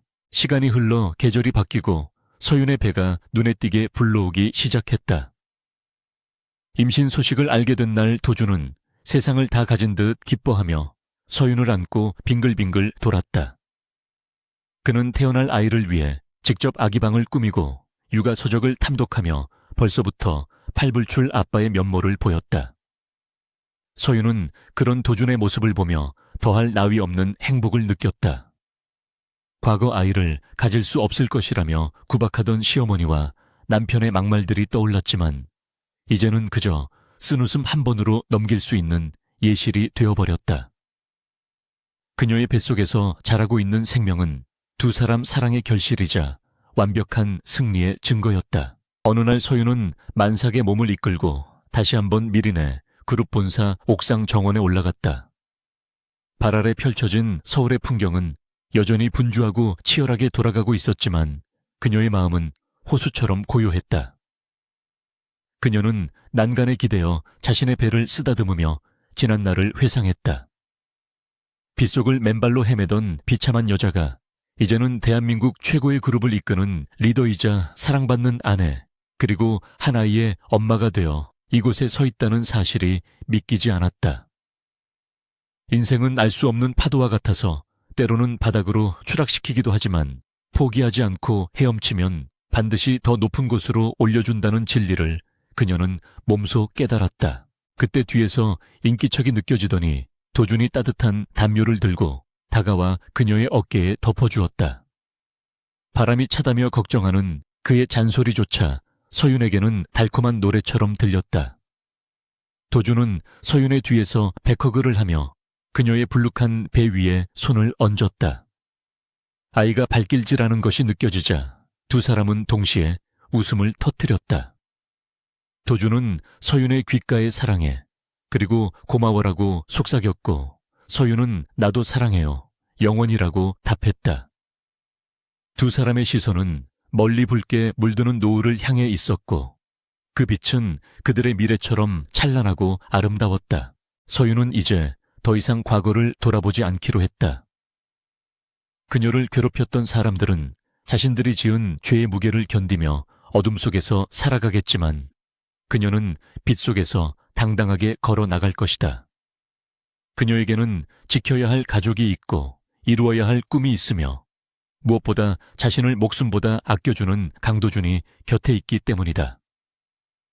그녀의 복수극은 완벽한 해피엔딩으로 막을 내렸고 이제 그녀의 인생이라는 새로운 드라마가 시작되고 있었다.